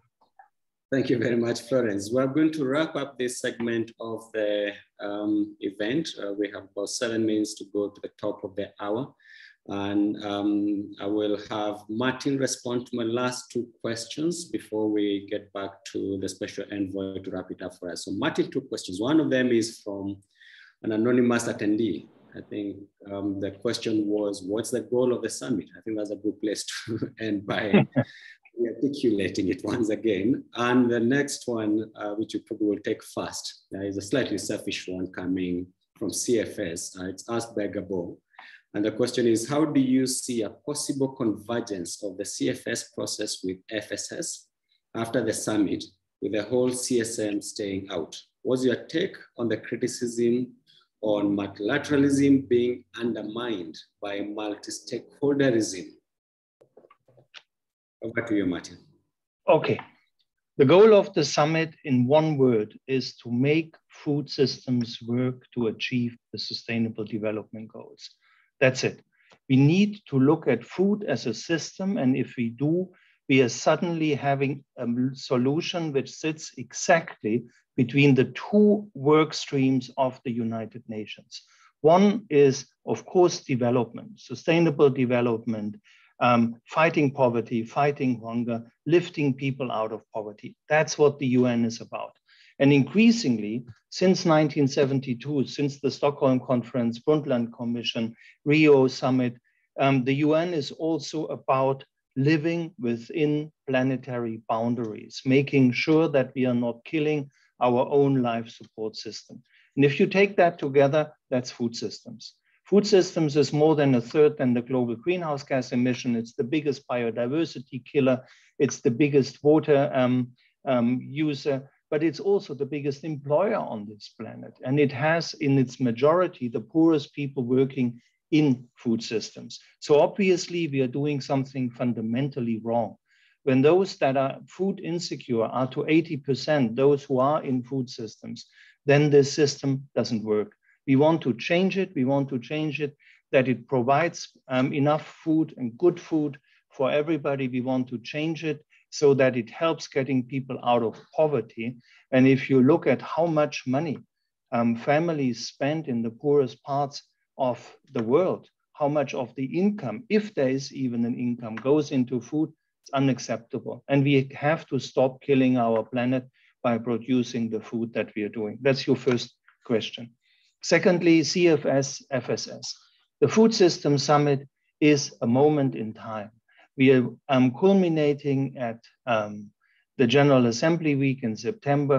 to have on a leaders level, everyone talking about food systems. And one of the outcomes we wanted to achieve, which is really underway and today bears witness to that, is we want the world to talk about food as a system, and it's happening, right? The CFS is here to stay. The CFS has a long history. It has shown the way for multi-stakeholder participation in international processes. We will go, CFS will stay on. I am, and I continue to be unhappy about the CSM not being a part of our process.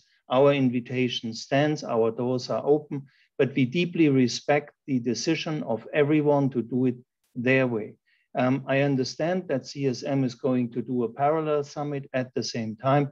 We will be opening the door on the 28th to listen to what the CSM has to tell us, because we are serious about hearing from every voice, even from the voices that don't like us, because our picture would be incomplete. So this is this. I think particularly the CFS has shown also a model which we are following in the country level dialogues, because we bring all of the different stakeholders together in countries.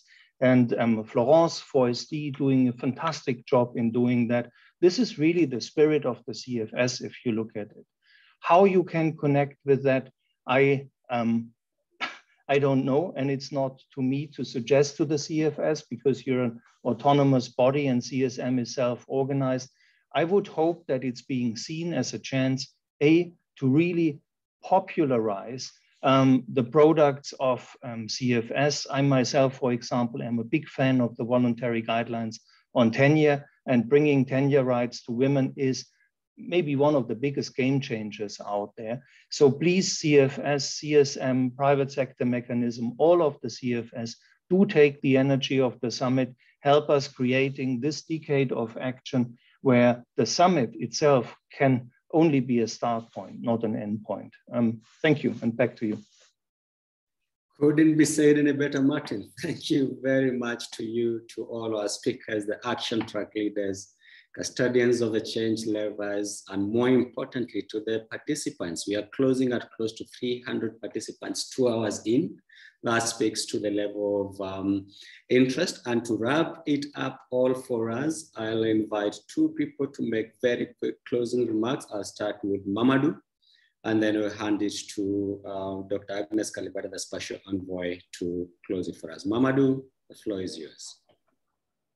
Thank you very much for this very interesting session that we had today also. And it has been adding a lot of information, but also element to this process. And I deeply hope that the step that we are going through will continue to be consolidated by different actions. Thanks, Martin Frick, for some different initiative vis-a-vis CSM. I know that there have been some meetings, some discussions, and that will be very helpful, continue to not only open, but also to give some of the signals to people that some of the concerns that have been highlighted so far are taken into account. So we can see that there are some moves. Let's continue as CSOs to be informed on the process, to contribute to have proposals, deep proposals that will contribute also to make this happen in a way that it has been framed. This is a People's Summit, and CSOs are to play big roles in that. So I deeply hope that this has been informative, and then we'll have other opportunities to exchange, to discuss, and then make actions or take actions also toward the summit. So I will just stop here in thanking also Dr. Agnes Kalibata for her contribution, and I deeply hope that we'll have, in contradiction, but also in very highlighted debate, contribute to make it happen. Thank you. Thank you very much, Mamadou. Dr. Kalibata, the floor is yours. Merci beaucoup, Mamadou. Nous sommes très contents. But that's where I stop. My friend stops there. But we are really, really happy with the support that we are getting from you all, from the ability to have this type of conversations, and the ability to get your input. So thank you so much for the questions that I've seen come in. They give us a chance to explain some of the areas that are not very well understood. The summit is really, like Martin said, has one specific objective, take the whole idea of we can do this, meaning come through on the 2030 agenda. We can do this in the next 10 years. And we all have a responsibility to engage around it and to recognize our responsibility to really ensure that we stay within planetary boundaries, so that we really recognize that our planet is part of how we get food, our planet is part of our food system, and safeguarding it for ourselves and for our future and the future of our children is extremely important. So thank you for giving us the opportunity to have these conversations. Thank you also for the teams that presented so much work. You've seen how much work they've been doing with a lot of support from you all. That really has given this summit a completely new face with regards to how people see summits, but also the excitement that is coming, that has come to this summit. We will be closing and moving down towards the pre-summit, and we want to be on this journey with you. So please think through how we really start making these solutions actionable and continue providing your ideas and continue engaging so that as we go into the pre-summit and later the summit, the solutions that are being highlighted here can be part of ensuring that we actually have support countries to have ways of solving some of the problems they've lived with forever, support communities to solve some of the problems they've lived with forever. At the end of the day, your voice matters more than anything else. The ability to highlight the issues we live with and bring out the color of these issues is something we continue counting on you to do well, and we'll continue counting on you as well as we go into this summit, and really ensure, we would like to ensure that your voices stand strong and fast and defend the interests of the rest of us. So you're doing a good job, just continue doing a good job, and let's continue engaging. And we look forward to really bring this summit to the best conclusion we can to be able to come through for people. So thank you so much again for being with us, and see you next time. Thank you, Waiganjo. Indeed. Thank you, Dr. Kalibata. Thank you, everyone. Great conversation. See you all at the pre-summit. If you have any questions, please send them to the UNFSS Secretariat. Have a great rest of your day. Bye-bye. Thank you. Bye-bye.